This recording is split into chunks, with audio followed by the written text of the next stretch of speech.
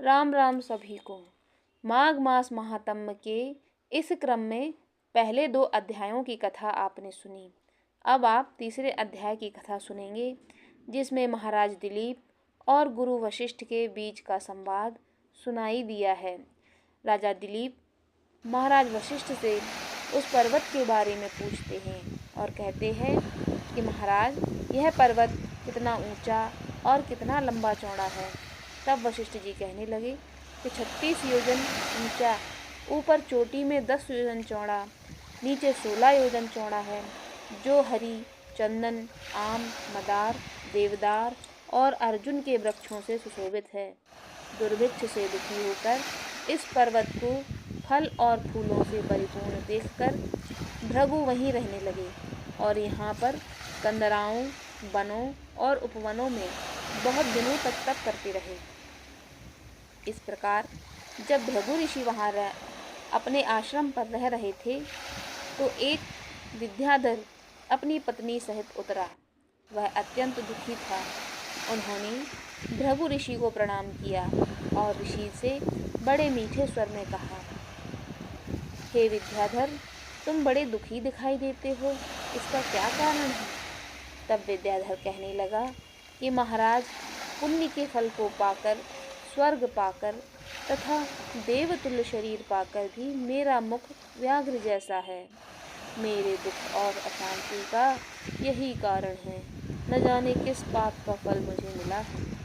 मेरे चित्त की व्याकुलता का दूसरा कारण भी सुनिए। मेरी पत्नी अति रूपवती, मीठा वचन बोलने वाली, नाचने और गाने की कला में अति प्रवीण, शुद्ध चित्त वाली, सातों सुरों वाली, बीड़ा बजाने वाली, जिसने अपने कंठ से गाकर नारद जी को प्रसन्न किया, नाना स्वरों के नाद से बीड़ा बजाकर कुबेर को प्रसन्न किया, अनेक प्रकार के नाच से, ताल से शिवजी महाराज को भी अति प्रसन्न और रोमांचित किया। शील, उदार, रूप तथा यौवन में स्वर्ग की कोई अप्सरा भी इस जैसी नहीं है। कहाँ ऐसी चंद्रमुखी स्त्री और कहाँ में व्यग्र मुख वाला, यही चिंता मेरे हृदय को सदैव जलाती है। विद्याधर के ऐसे वचन सुनकर तीनों लोकों की भूत, भविष्य और वर्तमान की बातें जानने वाले तथा दिव्य दृष्टि वाले ऋषि कहने लगे कि हे विद्याधर, कर्म के विचित्र फलों को प्राप्त होकर ज्ञानी पुरुष भी मोह को प्राप्त हो जाता है। मक्खी के पैर जितना विष भी प्राण लेने वाला होता है। छोटे छोटे पापों का फल भी अत्यंत दुखदायी होता है।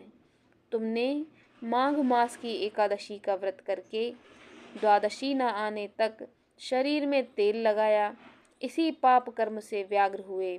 एकादशी के दिन उपवास करके द्वादशी को तेल लगाने से राजा पुरुरवा ने भी कुरूप शरीर पाया था।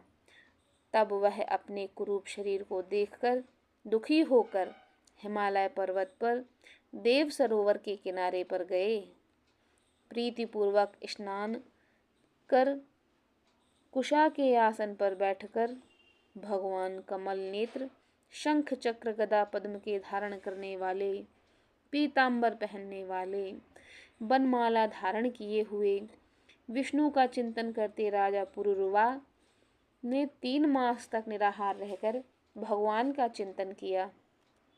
इस प्रकार 7 जन्मों में प्रसन्न होने वाले भगवान राजा के 3 महीनों के तप से ही अत्यंत प्रसन्न हो गए और माघ की शुक्ल पक्ष की एकादशी को प्रसन्न होकर भगवान ने अपने शंख के जल से राजा को पवित्र किया। भगवान ने उसके तेल लगाने की बात याद दिलाकर सुंदर देवताओं का सा रूप दिया, जिसको देखकर उर्वशी भी उनको चाहने लगी और राजा कृतकृत्य होकर अपनी पुरी को चला गया। भृगु ऋषि कहने लगे कि हे विद्याधर, इसीलिए तुम क्यों दुखी होते हो? यदि तुम अपना यह राक्षसी रूप छोड़ना चाहते हो तो मेरा कहना मानकर जल्दी ही पापों को नष्ट करने वाली हेमकूट नदी में माघ में स्नान करो, जहाँ पर ऋषि सिद्ध देवता निवास करते हैं। अब मैं इसकी विधि बतलाता हूँ। तुम्हारे भाग्य से माघ मास आज से 5वें दिन ही आने वाला है। पौष शुक्ल एकादशी से इस व्रत को आरंभ करो। भूमि पर सोना, जितेंद्रिय रहकर दिन में 3 समय स्नान करके महीना भर निराहार रहो। सब भोगों को त्याग कर तीनों समय भगवान विष्णु का पूजन करो।